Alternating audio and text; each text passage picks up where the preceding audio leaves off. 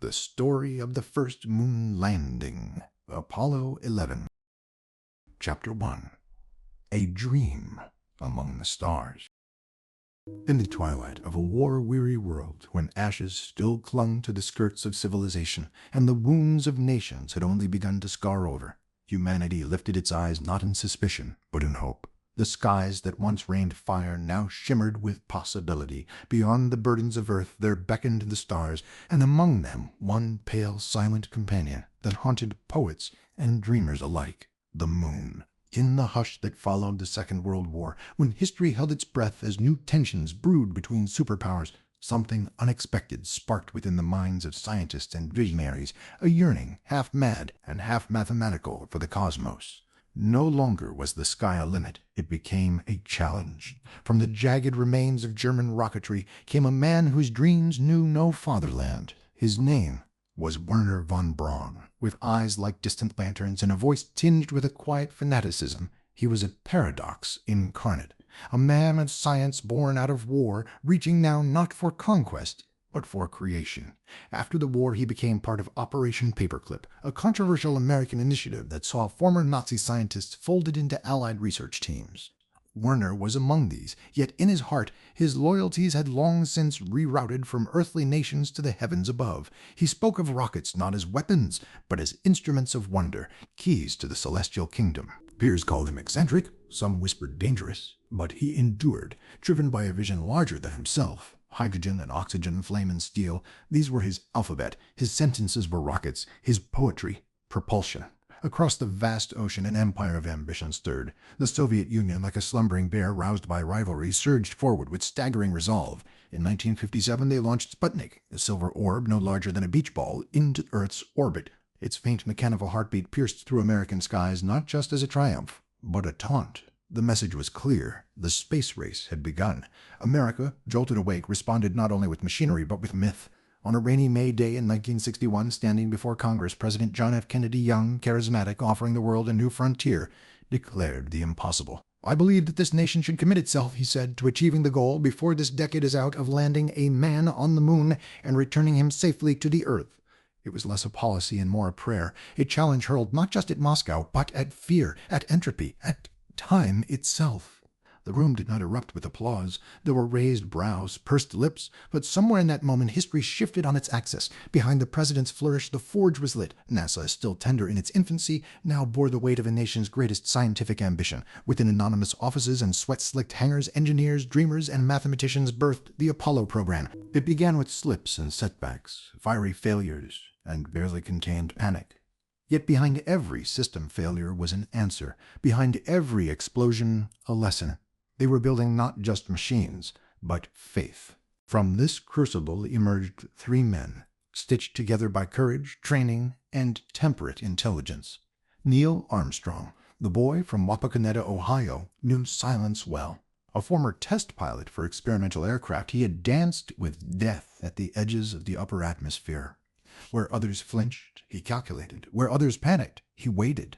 His voice seldom rose above a whisper, but inside him pulsed a stern kind of poetry.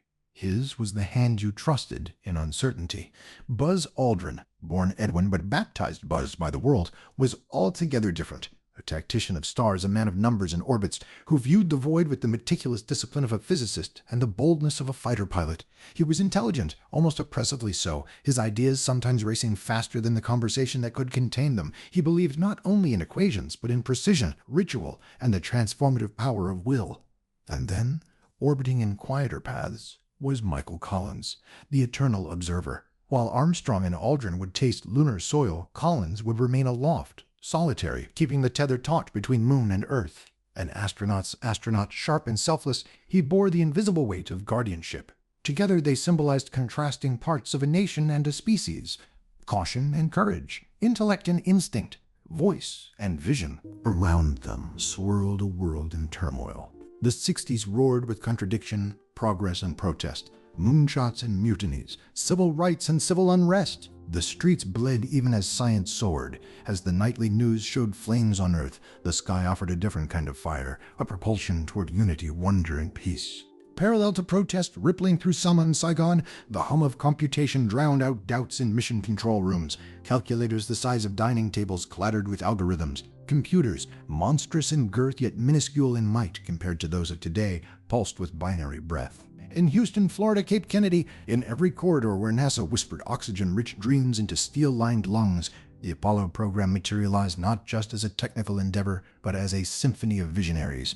There were the computer ladies of color, brilliant human calculators like Katherine Johnson, whose orbital math curved across prejudices and planetary poles alike. Her trajectory calculations, silent yet profound, wound their way into the very path that would lead astronauts toward the Sea of Tranquility. There were engineers who built and broke hundreds of model modules, sweating beside clay-red wiring diagrams that snaked like veins. Janitors who polished floors as if the dust might leach into destiny. Seamstresses who stitched spacesuits with perfect seams because even the smallest thread mattered when meeting the moon. It was not glamour but grit that propelled Apollo 11 into becoming more than blueprint. By 1966, tragedy had already scorched the name Apollo. In a test launch gone wrong, fire consumed the lives of astronauts Gus Grissom, Ed White, and Roger Chaffee in a capsule-turned coffin. Their screams, their bravery were etched into every rivet and protocol that followed.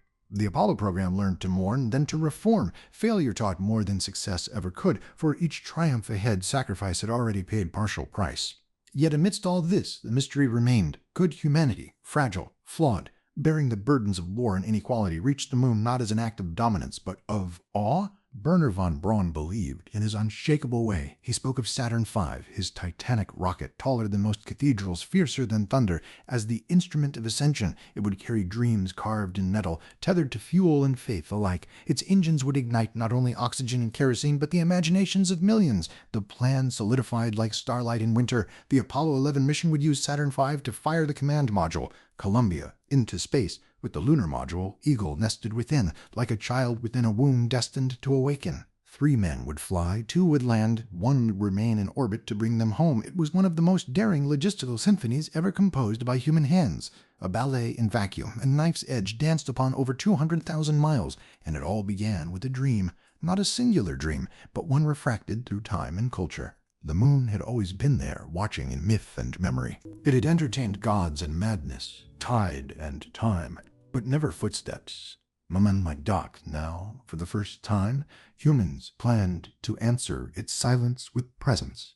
As dates were selected, as every checklist swelled with items that could kill or save, something profound began to take root in the hearts of those watching. America was fractured, politically, socially, but here telescoped in a singular act of exploration was a rare invitation to be whole.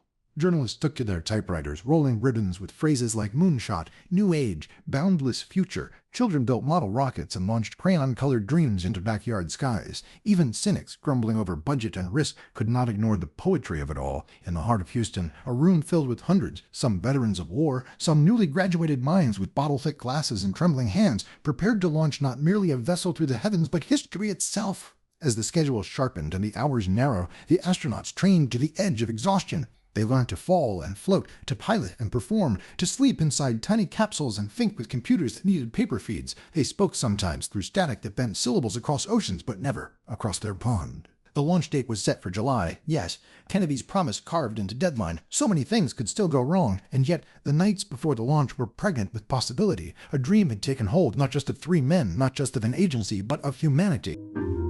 The moon was no longer a celestial ornament. It was a destination. In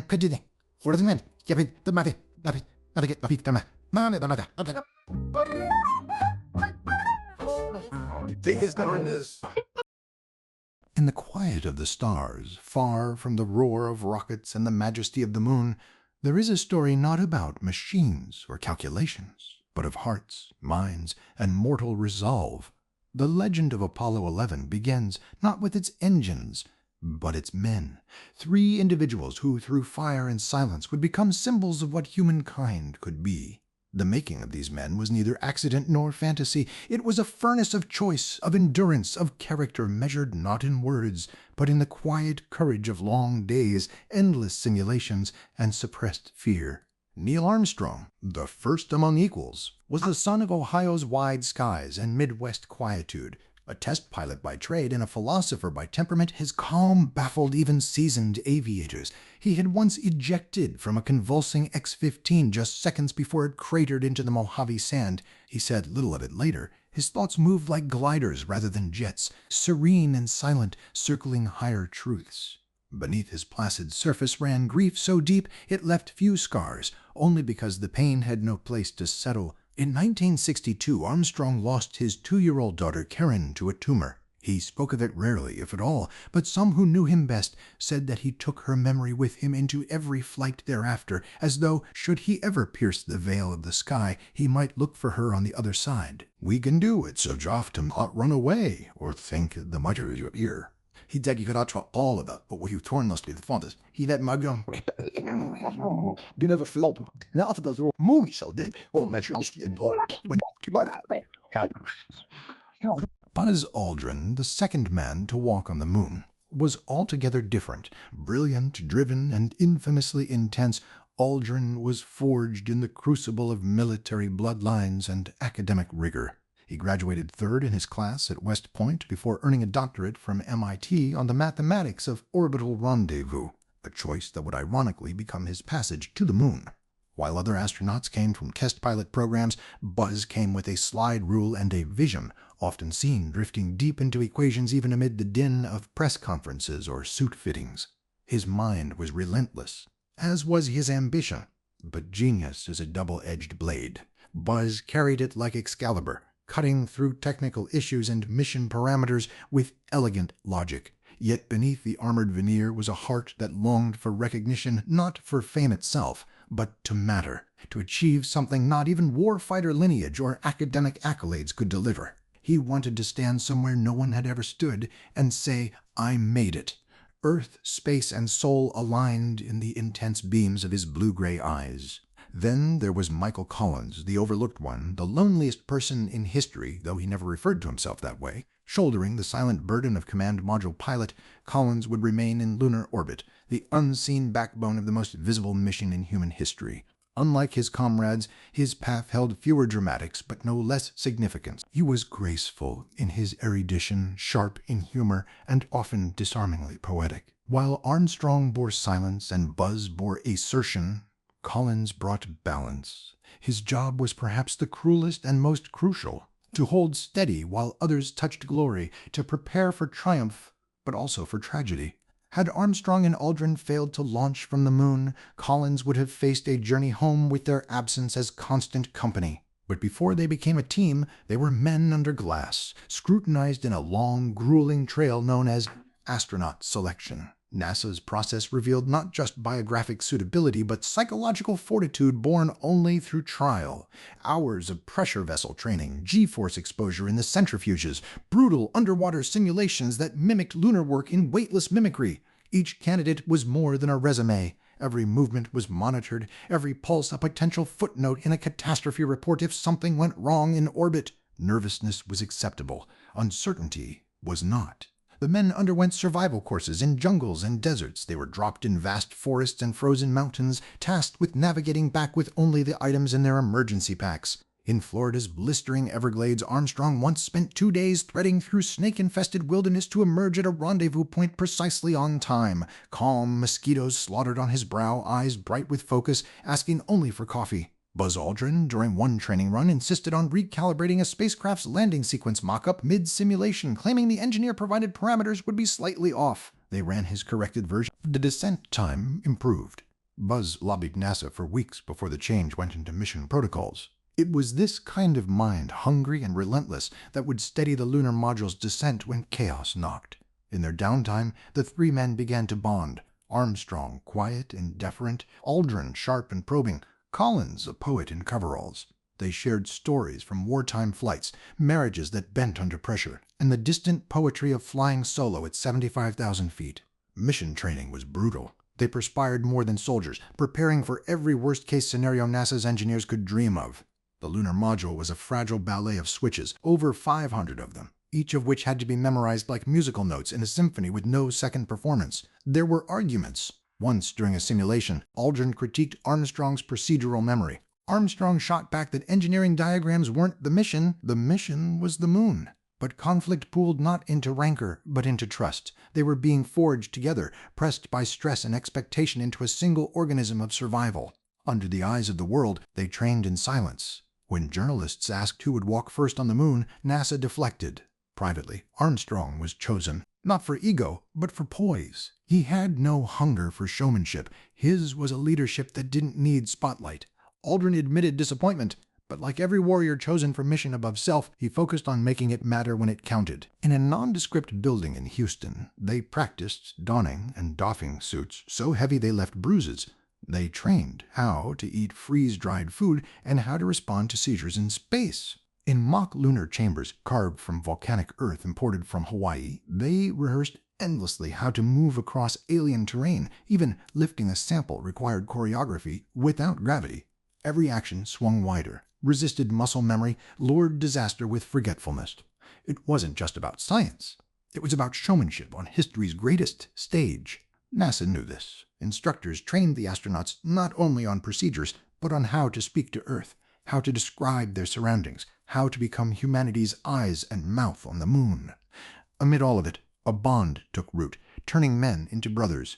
Armstrong, Aldrin, and Collins weren't identical in temperament, background, or motivation, but they each brought a piece the other needed. Armstrong brought detachment, strategic clarity that could steady hands when alarms rang. Aldrin brought ingenuity and technical brilliance, conditions not negotiable when faced with malfunction.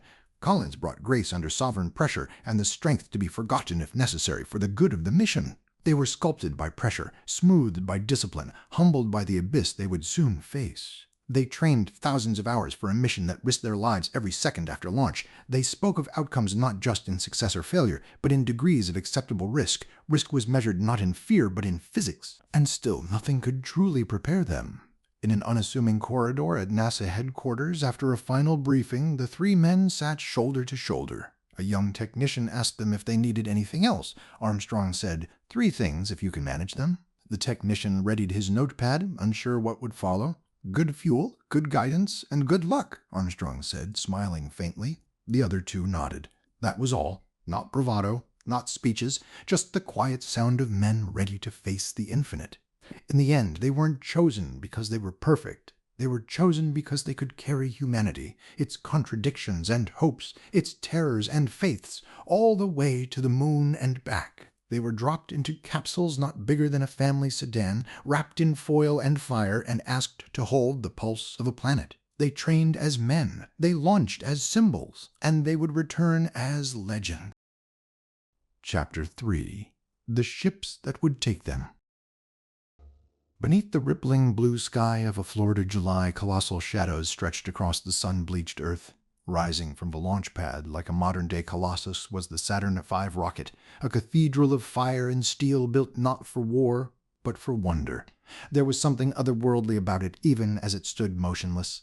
363 towering feet of white, black, and chrome, its ridges and seams hiding delicate instruments and volatile power. This was not a rocket in the crude military sense.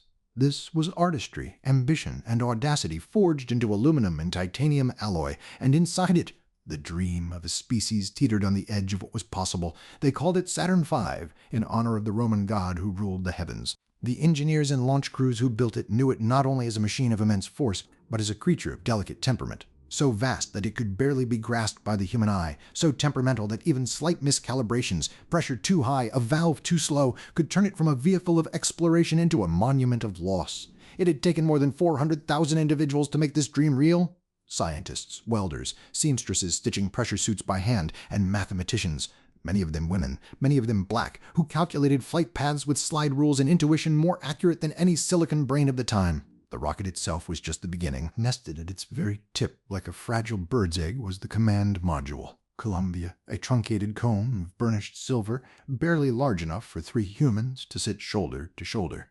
Its walls were thinner than a dinner plate in some places, its shape dictated not by comfort but by physics. Yet within this pressurized cocoon lay every ounce of survival the astronauts would require for their voyage. Oxygen tanks, environmental controls, communication links, heat shields threaded with woven fiberglass known as avcoat. Any breach, any crack, any tear could be fatal in the great vacuum that awaited. There was a logic to the naming. Columbia in poetic homage to the feminine embodiment of America. She would carry them to the moon, hold them in orbit, and return them home, provided the rest of their ship did its part. For nestled between the command module and the mechanical inferno below was another section, the service module. Silent and silver, this cylindrical structure held life-giving systems, fuel cells, propulsion engines, electrical converters. Deceptively simple in appearance, it was the quiet engine of endurance. It would never touch the moon, never even really be seen by the world, yet without it they would suffocate in the void. But the true star of the mission, the jewel that would make first contact with the moon, was the lunar module, Eagle. Unapologetically awkward in appearance, the lunar module looked nothing like science fiction's streamlined rockets. It was angular, with 4 spindly legs and golden foil wrapped around its underbody like an offering's bow. Built not to cut through an atmosphere, but to operate where gravity is soft and air is none, Eagle was grotesque in symmetry, but exquisite in purpose. Flying, it required a pilot's finesse and a gambler's nerve. It had 2 stages. The descent stage, which would carry Armstrong and Aldrin to the moon's surface, and the ascent, which would blast them back to reunite with Columbia afterward. Nothing this delicate had ever flown in alien terrain, let alone with 2 souls aboard. The astronauts, who would trust their lives to these ships, Armstrong, Aldrin, and Collins, studied them like sacred texts.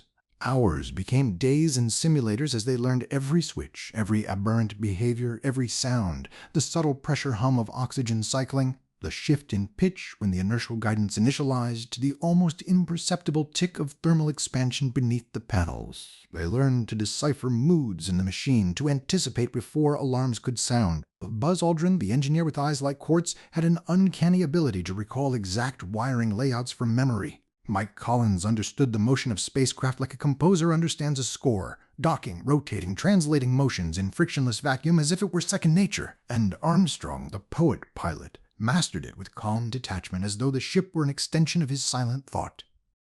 These ships were prototypes flying at the edge of theory. They had no error margins built in for emotion or improvisation, yet that would be required. There had already been tragedy.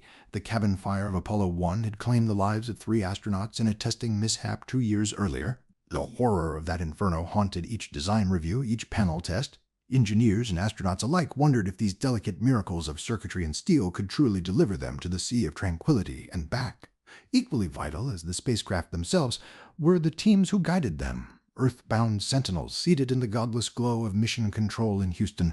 From their consoles they would plot courses between globes, recalibrate trajectories with pencil-thin margins, troubleshoot mid-flight anomalies, and when necessary help the astronauts make life-saving decisions with only seconds to spare. This team was led by flight directors like Gene Kranz, whose crisp white vest and flat expression belied a boiling intensity to protect his crew at all costs. Failure is not an option was not just a motto, it was a daily prayer. Behind the scenes worked armies of unheralded specialists, the pad rats tending Saturn V at its launch cradle, the seamstresses who stitched the parachutes that would unfurl like blossoms from high-speed capsules, the programmers, some barely out of college, who fed magnetic tape into room-sized computers, and the human computers like Katherine Johnson, who computed the trajectory arcs that would slingshot the spacecraft from earthly orbit into lunar gravitational pull, and then back again. Even this marvel of trajectory, a kind of cosmic ballet, required ships and minds working in seamless fusion. The launch from Earth wasn't a direct shot, like a cannonball. Apollo 11 would enter Earth orbit, first perform a translunar injection timed to the millisecond, coast along a curved path spiraling through the Sun's domain, and then initiate mid-course corrections firing tiny bursts from its reaction control system.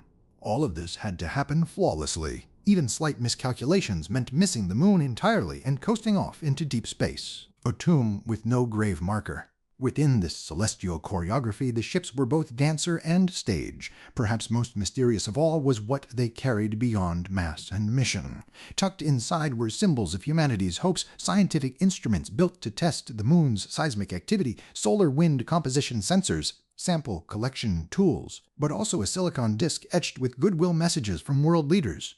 A tiny gold olive branch, dusty flags that would be left to mark a presence, and a plaque inscribed with the words, "We came in peace for all mankind." These tokens rode not merely atop the rocket's spine, but within the very souls of the ships. They were laden not only with tools, but with intention, history, and dreams. On launch day, when the crawler transporter inched the Saturn V toward Pad 39A, moving at less than 1 mile per hour, the behemoth towered like a deity risen from stone. Steam hissed from its service arms. Frost clung to fuel lines pulsing with liquid oxygen. The umbilical tower swayed in the wind like a penitent monk bowing to power it could not wield. And all the while, Columbia perched quietly at the top, cradling the destiny of the mission beneath her burnished skin. Eagle nestled nearby in folded stillness, awaiting the moment of flight. These ships did not look alive. But those who had built them, had tested and cursed and wept over them, knew otherwise. They had character, will, flashes of temperament unique to each one.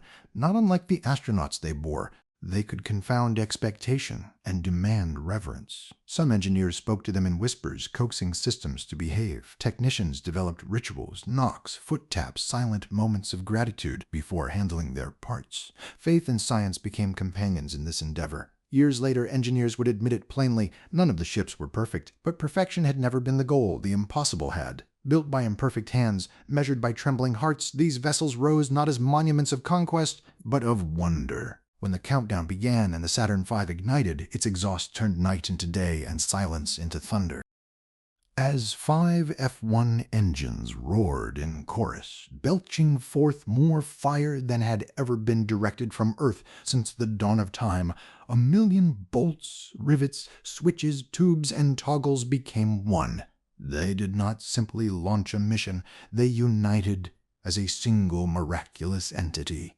A ship, once 3, now 1, and aloft she rose, the greatest ship humanity had ever made. Chapter 4. A Countdown to Eternity. Now, as the first streaks of sunlight fractured the horizon over Cape Kennedy on July 16, 1969, a hushed anticipation blanketed the world. It was no ordinary dawn. It came with the gravity of prophecy fulfilled, the culmination of dreams spun from star-studded ceilings and taped to the insides of lockers, whispered to telescopes and carved into chalkboards across generations. On this day, the countdown did not belong solely to machines and mission control rooms. It echoed in human hearts, in living rooms, classrooms, bunkers, and cafes across the globe. For months leading to this moment, every second had been checked, cross-checked, and rehearsed to perfection. The astronauts themselves had become actors in the theater of precision where spontaneity could spell disaster and preparation was the only lifeline. Neil Armstrong, Buzz Aldrin, and Michael Collins had walked endlessly through simulations, some in water, others in steel constructs resembling lunar modules, and now reality beckoned. The artificial was being torn away by the dawn of actuality. The vehicle assembly building loomed behind them, a silent fortress that had birthed the Saturn V, the cathedral of fire that now stood proud on Launch Pad 39A. It had taken over 400,000 engineers, dreamers, machinists, seamstresses, and mathematicians to get it to this moment. The rocket was not merely a column of white-painted metal. It was every page of every textbook made manifest, every prayer whispered by a child watching the stars. It was human ambition alchemized into fuel and circuitry. Inside the crew quarters, the astronauts were stirred long before the sun. The air was filled with a quiet reverence. Breakfast was served, scrambled eggs, steak, toast, and juice, an ordinary meal rendered mythical by the fact that it would be the last one they ever ate on Earth as civilians. Buzz Aldrin, meticulous even in the mundane, made a casual remark about the food temperature. Neil Armstrong ate in silence, his thoughts elsewhere, somewhere between the Sea of Tranquility and the cornfields of Wapakoneta, Ohio. Michael Collins chuckled softly at an inside joke, the kind shared only between men on the cusp of history. After their meal, the suit technicians moved about with the solemn grace of monks preparing vestments. Layers of white fabric, Teflon-coated glass fiber, and a luminized captain were donned over liquid-cooling garments. The suits were bulky yet beautiful, designed not just for operation but survival, bearing the flags of nations and the weight of hopes. One by one, they were sealed in, their visors set to gold like the ancient masks of kings past. The final blessing came as the techs clasped each glove with quiet affirmation, as if bestowing talismans. Once suited, they walked. The corridor was known as the Down the Hall of History, and it hummed with the silence of legacy. Along the walls, engineers and technicians lined up, not as superior minds, but as equals, comrades waiting breathlessly for their champions to speak one final word, give one final nod. Buzz grinned. Neil offered a quiet thumbs up. Collins, as ever, placed a hand on a young technician's shoulder, grounding him in that moment. The Astrovan, A gutted, windowless transfer vehicle painted silver and bearing a NASA insignia waited humbly to carry them the final stretch to the pad. As it moved across the sweltering asphalt, the three astronauts were the blood within its arteries, and the earth seemed to tremble slightly beneath their weight. Inside, no words were exchanged for a while. Each man was alone with his mind. What is a thought when you are minutes from leaving your planet? What sentence could possibly encapsulate that sublime reckoning? Outside, a world knelt unknowingly. Radio hosts delayed commercial breaks. Children in Tokyo sat cross-legged in classrooms assembled early. In Nigeria, farmers gathered with transistor radios. In Poland, a factory paused.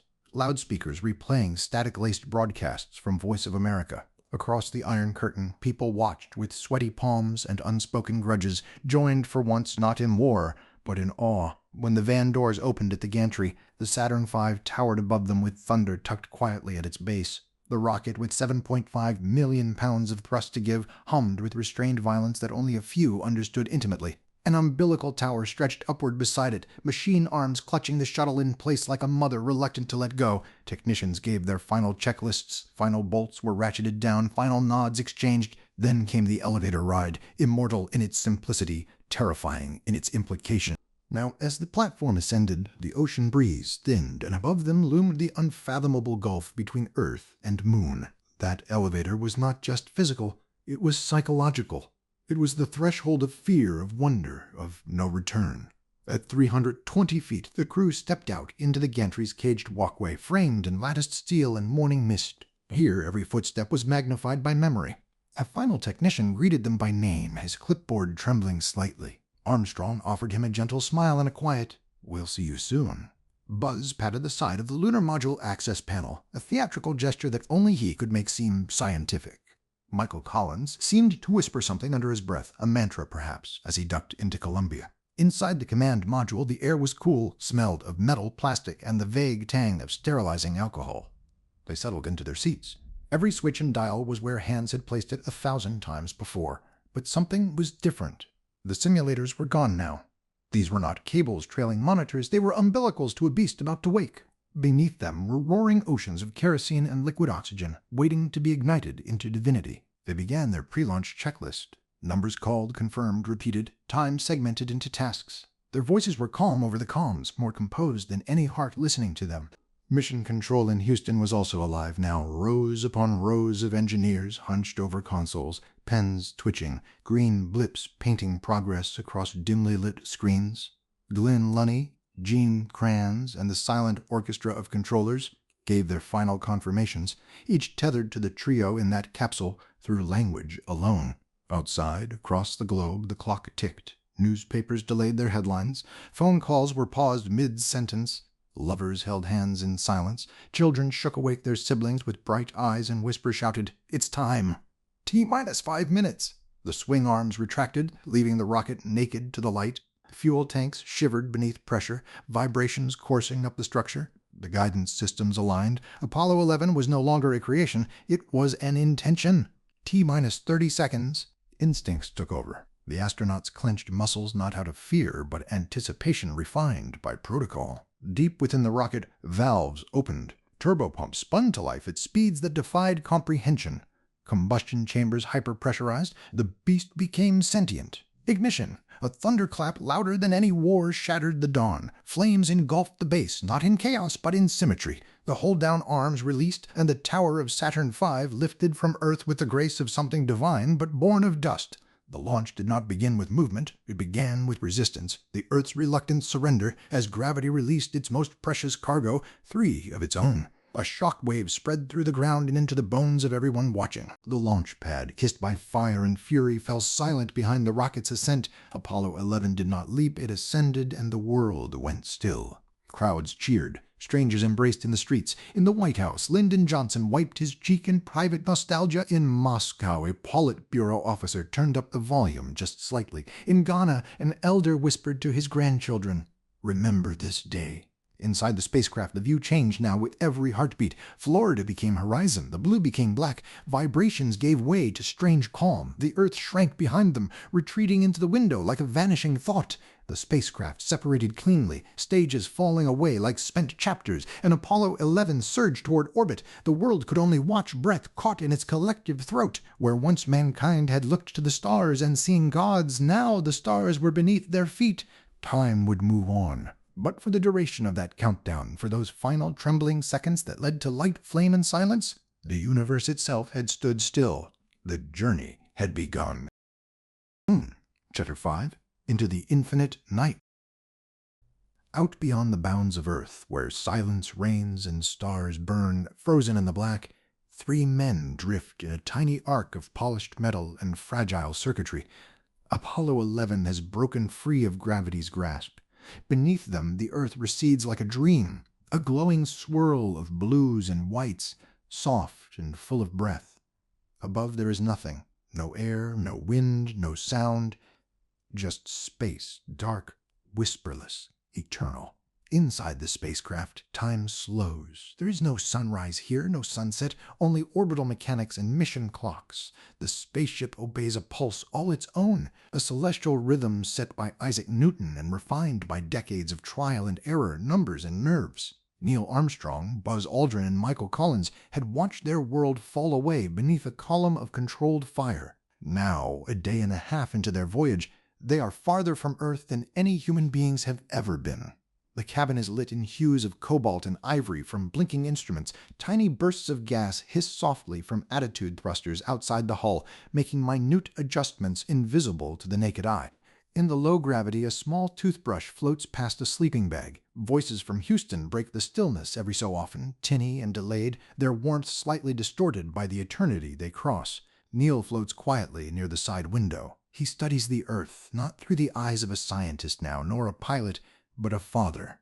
Somewhere down there, hidden beneath clouds, is his home, his wife Janet, and memories of a daughter who slipped beyond reach so very young. In this place of stars, where even time seems hesitant, grief too begins to feel suspended. He doesn't speak of her often, but here in the solitude of the infinite, he lets her name form in his mind. Karen.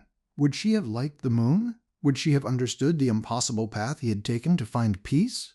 Across the cabin, Buzz jots down a line in his mission log. The engineer in him marvels at the systems, guidance, life support, propulsion, all working flawlessly, so far. Unseen by the world, he reaches into a small pouch and removes a wafer and a tiny silver cup. A private communion, ritual in the stars. As his hand steadies the cup, he reflects on the journey not merely as a mission, but as a testament. In the beginning, he mouths quietly. He says nothing over the radio. Space can be sacred, silence divine. Closer to the command module's center, Michael floats alone, eyes tracing gauges and readouts with practiced ease. He is the custodian of the ship, the sentinel watching over all systems while the others rest or prepare. His role is quieter than the others. There will be no moonwalk for him, but he is no less essential. In this ship's beating heart, Michael is the constant. He has studied orbits like monks studied scripture. His fingers drift along checklists in a dance choreographed by repetition and memory. Though his duty is clear, a quiet yearning rises now and then, the longing to touch the moon himself. But even this is softened by the reverence of space. His is a unique solitude, surrounded by stars and shadow, pilot of a ship launched by hope. The spacecraft travels 240,000 miles across the scarless dark, suspended between Earth and Moon in a journey ancient cultures only imagined. Through the rounded window of Columbia, the moon appears no longer distant but definite, cold, bright, calling. Midway through the journey, a mid-course correction is required. Armstrong and Collins go to work. A gentle burst of the reaction control system, a math-scrawled breath into the void, nudges the spacecraft's trajectory to perfection. Every movement is deliberate, every sound inside the cockpit bears consequence. An unseen ballet plays out among valves and nozzles and ion-charged particles. The hours stretch forward in constellations of tasks, but also in stretches of serenity. Meals float from vacuum-sealed pouches. Conversation is sparse but sincere. They speak of procedures, of data, of docking rehearsals. Yet between the mission chatter are brief exchanges that remind them they are human, 3 men on course for a desolate pearl in the sky. At night, their artificial night, they take turns resting. Rest here is different. The hum of fans, the occasional click of a switch, the whisper of cooling systems, all blend into a mechanical lullaby. Isn't it oded? Matredet, Valaiku, but she's doing you of him for and so 2010 and never what your so reviewed yeah, let me do it down back in your time. Just search to see this here. I am starting you. We're now or on the They strap themselves loosely into their sleeping stations, bodies cocooned in air, weightless and curled like ancient embryos in the womb of the cosmos. Armstrong lies motionless, barely blinking. The moments stretch long and rest never fully arrives. He thinks of the landing, rehearses every motion, every variable. He pictures the lunar surface gray and unknown. He is haunted, not by fear, but by possibility. Werner von Braun's vision, Kennedy's promise, the hopes of engineers, the trust of millions beating under every Apollo insignia. Buzz cannot sleep either. He clutches a photo tucked inside his flight suit, his family, his sons. Time and distance bend in zero gravity. There is no ordinary way to mark change, just the knowledge that while they float here, life flows on below in schools and coffee shops and birth wards and city sidewalks. He wonders if the world sees them as machines or mythic heroes. He feels very keenly like neither. Michael, alone again in the command module during the simulation of lunar separation practice, watches the quiet machinery. He is alert, focused, but not detached. He wonders what the moon will really look like up close. He thinks about the return, about re-entry and the pile of forces that will press them back into their seats with fire licking the exterior, about the Pacific Ocean's embrace. He also thinks about failure, not in fear, but as preparation, because in space, even a whisper of neglect becomes a scream. Occasionally, a voice comes from Houston. It is steady, fatherly, broken slightly by static. Back on Earth, men sit at consoles in shirt sleeves, eyes half red from wakefulness, reading data like scripture. They monitor every pulse of oxygen, every drop of fuel, every blink of heat shield. They are the invisible hands that cradle the mission, tethering it to tangible things. Later comes the lunar module check. Eagle is sleeping, docked quietly. A second ship within the first, like a secret folded inside a secret. Buzz and Neil shuffle through inspection steps, verifying seals and fittings. The hatch is as thin as pressed metal, the walls as thick as a soda can. And yet, this will be their descent vehicle, their chariot to the lunar surface. They explore a paper-thin world built with draftsmanship instead of armor. Not an ounce of weight was wasted. The switches are adorned with handmade labels, the seats, Spartan, the computer, with less memory than a pocket calculator from the future. But still it is miracle. Buzz offers a joke, something dry about aluminum foil and blind faith. Neil smiles, barely. They run systems checks, maneuver simulations. The names of backup astronauts echo in the manuals. So many had helped get them here, and yet so few could ride. At one point, Michael gazes through the window once more. Earth has shrunk, no bigger than a thumbnail now. A flickering marble spinning silently. A lump gathers in his throat. They are between worlds, halfway to a silence no human has ever touched. And beside him, above and below, only metal and vacuum. They mark star lines with their eyes, adjust gyroscopes, test comms, prepare for the moment that Eagle will fly free. The docking mechanisms are examined again. Every bolt, every millivolt matters. Communication windows narrow the closer they come to lunar orbit. Buzz scribbles in his log, preparing for separation in T-minus 20 hours. Lunar insertion burn successful. Collins remains a whisper away. Neil, lifting the lid of a checklist, quietly rehearses the Ellen's descent sequence again. He's flown craft that fell from unimaginable altitudes, recovered missions that flirted with disaster. But this is beyond test flights, beyond anything. They are to land where no life has walked, and yet in the quiet moments there is beauty. The stars do not twinkle out here away from atmosphere. They shine with cruel clarity, infinite in their number, perfect in their silence. The moon grows larger, revealing scars and shadows like an ancient face turned to the light. There is a moment when Earth and moon fill opposing windows, the full scope of existence between them. Then the light bends, the moon draws near. In the distance, a pale, cratered surface, utterly alien, waits. The astronauts exchange only glances now. They've said what needed saying. Beyond words remain the unspoken bonds born of training and trust. Their names may belong to history now, but in this still hour under a slow roll toward lunar orbit, they are just men. Machines surround them. Checklists guide them. but their souls wander homeward to Earth and outward to the moon. In the silence of that infinite night, 3 hearts beat within a fragile shell of glass and flame, propelled by the mathematics of hope and the hush of the stars. Chapter 6. The Descent. July 20th, 1969. For millions on Earth it was just another sultry Sunday, but for 3 men farther from home than any human had ever traveled, it was the final act of a journey no one had dared imagine just a decade prior.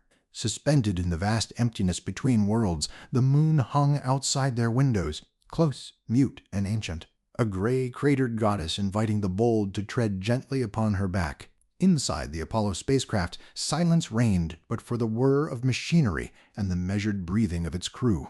Columbia, the command module, remained in lunar orbit. Michael Collins, Earth's most solitary soul that day, floated inside, alert and ready, his duties as critical as those of the 2 men preparing to leave him behind. Armstrong and Aldrin, sealed inside the spidery lunar module called Eagle, were preparing to do the unthinkable. Unnocking was a delicate ballet, no room for nerves, only procedure, precision, muscle memory made holy. Collins watched from a distance as Eagle separated from Columbia, golden limbs gleaming like a moth's wings lost in the void. The murmurs of mission control orbiting in their ears, Armstrong and Aldrin began their descent toward another world. From Houston a voice broke the tension. "Eagle, you are go for powered descent." It sounded ordinary, routine, but between each syllable lay oceans of anxiety, wonder, faith built on blueprints and equations hand-calculated under fluorescent lights by men and women who had never touched the sky themselves. When the spacecraft's descent engine fired, the moon, the very moon, began to rise larger through the window. The rendezvous had begun.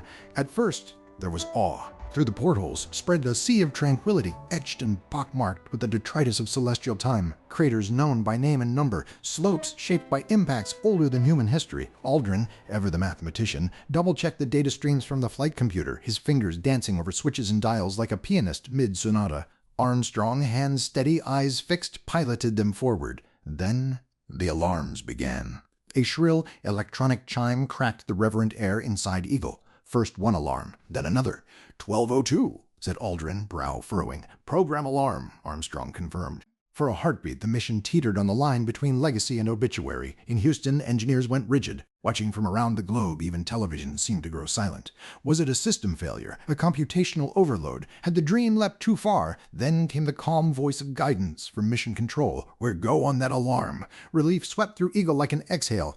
But the tension refused to lift. This was not a textbook descent. The landing site, pre-selected to be flat and clear, now rolled past below them, strewn with boulders, crags, and shadows that licked like ink over the powdery regolith. The computer's automated trajectory was guiding them to a lunar death trap, and so Armstrong did what only Armstrong could. Quietly, deliberately, he took manual control of the narrow, faltering machine. With less than 2,000 feet to go and fuel rapidly depleting, he steered the lunar module like a glider over the Sea of Tranquility, the moon's surface creeping closer beneath them. The ground rose and fell erratically. Shadows played tricks on human eyes unaccustomed to a world without atmosphere. No mist, no haze, just cold geometry. 100 feet. Down at Megatemwa came the voice from within. 60 seconds, Houston informed them. A cruel countdown. 1 minute of fuel left. Inside Armstrong's mind, time dilated. Every second echoed with the following one's consequence. He eyed the terrain, hovered, nudged the controls, not too fast, not too slow, like threading a needle through the spine of a moving storm. There, just beyond a crater's lip, flattened ground danced into view, bathed in unforgiving lunar light. 30 seconds. The dust began to rise. Moon dust, finer than talc, undisturbed for billions of years, now billowed in a golden haze beneath them, kicked up by the unpackaged fury of human ambition descending upon it. The surface was disappearing into fog. Still Armstrong held trusting instinct where technology stuttered. The contact light blinked. A gentle thump. Then came the words that would etch themselves into the collective soul of humankind. Houston, Tranquility Base here. The Eagle has landed. Back on Earth, pandemonium broke out, not of fear, but of joy. Mission control erupted in applause, in tears too long held back. Across continents and cultures, the planet remembered how to hope. Children pointed at the moon. Elders whispered prayers. Political lines melted under starlight. For one immaculate breath in the history of a chaotic species, we all looked up. Inside Eagle, though, celebratory silence stretched. Armstrong and Aldrin, trained not for ovation but for vigilance, surveyed their instruments. Alarms silenced, systems stabilized. One line in the flight log, cold and blue, noted simply, landed. Yet that single line now shone brighter than any crown in the history of Earth. They were on the moon, and it was alien. Stillness undreamt of, gray plains that stretched beyond comprehension, broken only by jagged whispers of meteorite impacts. The land smelled of nothing, sounded of nothing, save for the hum of Eagle's systems, the whisper of suits, and the steady chorus of biotelemetry that told Houston the men were alive. They were forbidden to sleep immediately, though sleep would have been impossible anyhow. The adrenaline of setting human feet where none had dared before kept their blood rivers of lightning. Outside the window the earth hung in the inky sky, a delicate swirl of blue and white, suspended in eternity, looking no bigger than a marble, yet somehow anchoring everything they were. They rehearsed the next steps. Open the hatch. Descend the ladder. Step onto the powdered face of another world. Words had been prepared, carefully chosen. Equipment had been stowed, samples expected, photos to be taken, evolution's most fragile sons now emissaries of its wonder. Buzz made notes of solar panel deployment and instrument arm setups with the meticulous attention of a clockmaker mapping the ribs of time itself. Armstrong stared longer out the window. He said nothing of it to Aldrin. Perhaps he did not need to, but in that landscape of ruin and silence he felt the echo of a life he had lost. His daughter, Karen, who had died years earlier. He thought maybe, just maybe, some speck of her stardust had found its home in this celestial sweep, that perhaps, in touching this blind and ancient stone, he might tell her what he never could. While the world outside waited and sang and wept, Armstrong and Aldrin stretched across the final chasm. The hatch would open soon. Mankind stood one breath away from becoming more than earthbound, and somewhere in orbit, Michael Collins turned above them, the loyal sentinel mourning the moon's embrace he would never feel beneath his own boots. But he watched, he circled, he listened, and he waited for their return, cradling both their origin and their passage homes. That, Chapter 7. One Small Step. Under a sky so black it seemed to swallow time itself, two men stood poised at the edge of eternity. The lunar ladder gleamed under the unfiltered light of the sun, its metal rungs catching silver in a world devoid of air. Inside the lunar module Eagle, Neil Armstrong, clad in his 50-pound white suit, paused midway down the ladder. The boots of his suit, encased in thermal mesh, hovered inches from regolith that had never known weight, only the silent whispers of meteorites and solar wind for 4.5 billion years. Inside his helmet, the soft, rhythmic hiss of oxygen filled his ears. His heart was pounding, steady but thunderous, not from fear but from the solemn weight of the moment, knowing that every breath, every heartbeat, every word from here on would be carried like a seed across the breadth of humanity. Cameras inside the module broadcast his descent to a world watching in collective silence. Children drowsy-eyed on living room carpets, factory workers clustered around radios, and countless hearts beating in unison under a single moon. He stepped down onto the lunar pad, pausing as his left boot hovered over the moon's surface. There was no wind, no sound, nothing to disrupt the sacred tension. With infinite slowness, the boot pressed into dust, undisturbed since Earth's creation, fine, talcum gray, soft in appearance, but sharp as crushed glass. One small step for man, one giant leap for mankind. The words drifted into the radio waves and swept through the world like a single heartbeat. In apartment blocks of Moscow, in candlelit homes of rural India, in cafes of Paris and playgrounds of Sao Paulo, a shiver of awe passed. Here, in this flickering transmission, mankind touched a part of itself it had never known. Armstrong took another step, cautious but deliberate, as if treading through a dream. The low gravity of the moon pulled him gently downward, 1/6 Earth's familiar force. He did not stumble, he seemed to float. Minutes later, Buzz Aldrin, his partner in this celestial ballet, followed. If Armstrong was the quiet philosopher pioneer, Buzz was the precision-honed engineer, dancing between protocol and curiosity. As his boots met the moon, he smiled to himself. "Beautiful view," he radioed. "Magnificent desolation." Those words, chosen spontaneously, became sacred, 2 syllables capturing the haunting silence and alien majesty of the landscape before them. The surface was barren, scattered with powder and jagged rocks lit high contrast by the unfiltered sunlight. Shadows were sharper here, no diffusion, only black and blinding. Horizon lines curved ominously close as the moon's small size made the view feel like a ship adrift atop a massive stone globe sailing through a bottomless sea. The two astronauts moved awkwardly, bouncing slightly as they found their rhythm. Earth's anatomical memory gave way to an awkward grace. Soon Armstrong began his checklist, gathering soil samples in double-sealed containers, photographing the landing site with practiced precision. Buzz watched the flag deployment procedures unfold and prepared the U.S. banner for planting. Together, under the dark velvet sky, they placed the flag onto lunar soil. There was no wind to unfurl it, so the nylon held shape via a telescoping rod. It stood still and proud, the stars and stripes symbolically etched against the black cosmos. For a fleeting moment, it seemed not just a nation's emblem, but a banner of shared humanity, raised above all borders. There were only two voices on the moon, but millions chimed through them. Buzz turned away. His hand reached into his suit's thigh pocket. He unfolded a small packet, and inside, concealed against protocol but fiercely personal, was a tiny vial of wine and a wafer. He moved into the shadow of the lunar module, a private moment in an impossible place. "I am the vine, you are the branches," he whispered. He consumed the elements over the chalice of silence, not as a symbol of any nation, sect, or denomination, but as a prayer to something vaster than stars. Meanwhile, Armstrong kneeled down to set up the laser-ranging retroreflector, a small panel of mirrors designed to bounce Earth's laser pulses, allowing scientists to measure, precisely, the distance between the two worlds. He worked quickly, every motion measured, every tool prearranged. Time was short. His gloved fingers brushed the moon's surface again and again, like a sculptor pressing clay that told the story of the cosmos. The pair moved through experiments. A seismograph deployed, a flag fluttering only in photographs, a white bag filled with rocks and dust. They spoke little. There was no need for many words. Their gestures echoed in geometry, leaps, slow turns, footfalls falling like petals. In the distance, the horizon remained silent, shadowed. No valleys, no birds, no rivers, only the hush. Every movement became poetry turned into science. Later, Buzz pulled out a small items list. Folded inside was a handwritten list of names of astronauts and cosmonauts who had died chasing this dream, a bouquet of memory carried into the vacuum. Beside the patch with the eagle, they laid a medallion inscribed with the names of Yuri Gagarin, Vladimir Komarov, and others who'd never return.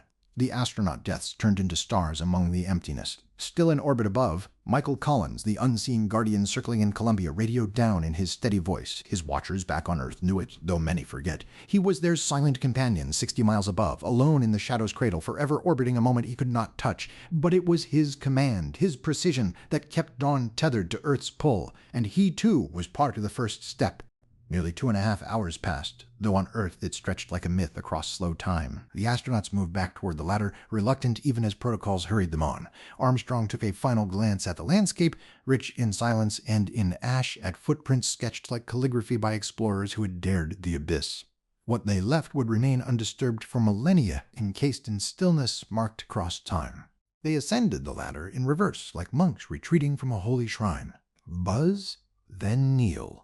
Inside Eagle, their gloves were removed, revealing the sweat beneath stoic silence. Their hands shook not with fear, but with quiet gravity. Outside, the moon watched them go, mute and wise. The land went still again. The footsteps, the flag, the instruments, these were not messages of conquest, not marks of dominion, but poetry sketched in dust. Proof that fragile men born of dust themselves had crossed the heavens not through dominion, but through vision.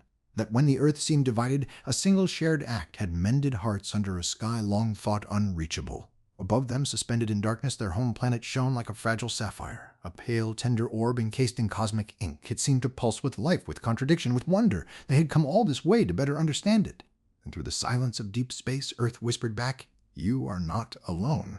That night, long after the feed had ended and the world began to sleep, children stared out of windows, lovers held hands in lunar light, philosophers rewrote truth, songs were composed, and prayers whispered. Something intangible had changed. Humanity had stepped off its cradle, and the cosmos had taken note. Chapter 8. Return to the Living World.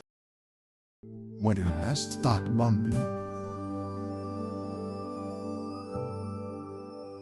After the last footsteps were left in the powdery lunar regolith, and the echo of human voices faded beneath the ancient silence of the moon, Neil Armstrong and Buzz Aldrin returned to the lunar module Eagle. The gray surface, once an alien and mythic place, now bore footprints, a quiet testament to the reach of human hands and hearts. With a final glance at the Earth hanging low in the pitch-black sky, they climbed the ladder, retreating into the cramped shelter that had brought them here. Inside Eagle, time moved differently. The silence was deeper, the gravity lighter, the air recycled with the distinct scent of spacesuits and ambition. Though the schedule allowed for rest, slumber did not come easily. Aldrin was wired with adrenaline, a tempest beneath his cool demeanor, and Armstrong sat quietly by the small window, watching shadows crawl slowly across the vastness beyond. They had done what no human had ever done. They had walked on the moon, and now they had to leave it behind. Checklists were completed in a low, methodical murmur. Fingers pointed to switches, eyes double-checked readouts, and voices confirmed each step. Every system needed to come online in perfect sequence. One failed ignition, one valve that didn't open, one signal that misfired, and the Eagle would become a tomb, entombed in a pristine, gray graveyard. Their return journey began with the most delicate and dangerous maneuver, the ascent from the moon's surface. The lunar module in its stripped-down upper half, known as the ascent stage, had to fire its engine flawlessly to break free of the moon's soft gravity and rendezvous with the command module, Columbia, which orbited overhead. A lifeline held by invisible threads of mathematics and hope. Buzz counted down the ignition sequence in a voice tighter than usual. Ignition now! A dull thud reverberated through the capsule. Then a shudder. The world beneath them, the world they had just introduced themselves to, began to recede. The ascent engine had fired. Outside the window, the lunar surface shrunk, craters elongated and warped as the module climbed higher. The black canvas of space yawned ever more vast, and the shadowed horizon tilted and fell away. There was no cheering crowd, no confetti, only two men rising from an ancient seabed, climbing into the sky with dust still on their boots. High above, Michael Collins orbited alone. For over 20 hours he had been Earth's silent ambassador to space, a solitary sentinel watching over Columbia. His vigil had been filled with checklists, calculations, and companionship with radio static. He peered from his window with every pass, trying to spot Eagle returning. He thought about the stillness, the kind of isolation few humans ever experienced. If Armstrong and Aldrin couldn't return, he knew he would have to fly home alone, with the weight of the mission and history upon his shoulders. In mission briefings, he had quietly rehearsed the unthinkable, but now news of the ascent reached him. The Eagle was coming home. The rendezvous was tight, more dance than docking, an elegant orbital ballet. Eagle approached Columbia like a bird seeking the outstretched hand of its keeper. As the two crafts aligned, metal kissed metal, and a human voice whispered triumph through the void. "Columbia, this is Eagle. We're docked." Cheers erupted at mission control, restrained but emotional, reverberating through the ranks of engineers and technicians who had held their breath too long. The men, though 239,000 miles away, were never alone. A planet had been watching, waiting, praying. Back aboard Columbia, the three astronauts embraced, not with cinematic flair, but with the quiet relief of brothers reunited. No words could convey the journey they had each taken. Armstrong and Aldrin to the moon, Collins to the lonely skies between. They shared smiles first, then a few jokes, then they got to work. For though they had departed the moon, Earth was still far away, and the journey home was only beginning. The return trajectory had been plotted meticulously. It followed Newton's laws, Einstein's insights, and the labor of hidden figures like Katherine Johnson. The capsule had to thread itself through an invisible corridor, too shallow, and the spacecraft would ricochet off the atmosphere, too steep, and the heat of re-entry would incinerate them. The corridor, just a couple degrees of precision, was a needle's eye through which the entire mission had to pass. During the trip back, the Earth grew each day, first an azure marble, then a delicate crescent, and finally a full globe of oceans and storm systems brilliant and alive. There were moments of stillness, moments of laughter, even impromptu science observations, but always, among the routines and transmissions, there was the pull of gravity and memory. Home. They passed into Earth's gravity well silently, eclipsed by the indifferent vastness. Beneath them, the Pacific Ocean stirred, unknowingly preparing to cradle heroes. Then came re-entry, the command module separated from its service in lunar components with cratered metal and spent fuel left to fall silent. Protected only by a heat shield just inches thick, Columbia descended at a blistering 25,000 miles per hour. The friction of Earth's upper atmosphere turned the sky into plasma, surrounding them in a firestorm of their own making. Inside, the world roared. Accelerometers pinned, the hull groaned under strain. For long minutes, communication with Earth was swallowed by an atmospheric blackout, a silence that weighed heavier than any words. Millions sat awaiting those first crackling phrases, the undeniable voice of survival. Then, with a burst of static, "Recovery. This is Apollo 11. We're on our way home." parachutes deployed, first small, then full and billowing orange and white against the blue above. The capsule drifted like a sea blossom descending into Earth's embrace. And finally, with a soft splash, Columbia kissed the Pacific. The sea had long been a place of myth and return, and now it received its wayward travelers. Navy frogmen, guided by the USS Hornet, arrived swiftly. The American flag fluttered on their shoulders, mirrored now by the flag on the lunar surface, far away and still. Armstrong, Aldrin, and Collins emerged from their capsule in strange biological isolation suits. There was joy on the deck, yes, but tempered by caution. The moon's dust was an unknown world, and NASA wasn't taking chances with microbial contamination. The men were ushered swiftly into a mobile quarantine facility, a trailer-turned-sterile home that would be their residence for 21 days. Through its small window, they smiled, waved, accepted the thanks of a grateful people. President Nixon spoke to them through a radio, his voice crackling with pride and politics. "This is the greatest week in the history of the world since the creation." The astronauts were calm, courteous, humorous. Inside the trailer, they played cards, filled out mission reports, told stories to the recovery team outside, and waited while the world celebrated. Every television flashed their names, every newspaper praised their journey. In cities, strangers hugged. In rival nations, leaders sent congratulations. Humanity, if only for a moment, stood still together, united not by conflict, but by wonder. At long last, the doors of the quarantine trailer opened. The air they breathed next was unfiltered and free. Home at last. The journey had ended, but the impact had only just begun. Chapter 9. The Legacy in the Stars. The sky never looked quite the same again. Long after the flag was planted, the experiments were stored, and the boots had brushed against powdery soil where sunlight never danced, Earth remained spellbound. The moon, so long a source of poetry, madness, and myth, was now a place forever bearing our fingerprints. And though the astronauts returned to a world that still spun with its frailties, its conflicts, its unresolved tensions, something foundational had shifted. The moon landing did not merely mark an achievement of steel and circuitry. It awakened a deeper hum within the collective soul of humanity, a hum that whispered across cultures and languages, religions, and ideologies. We went, we saw, and we came back changed. The three men who flew the mission, Armstrong, Aldrin, and Collins, were projected into a limelight as blinding as the stars.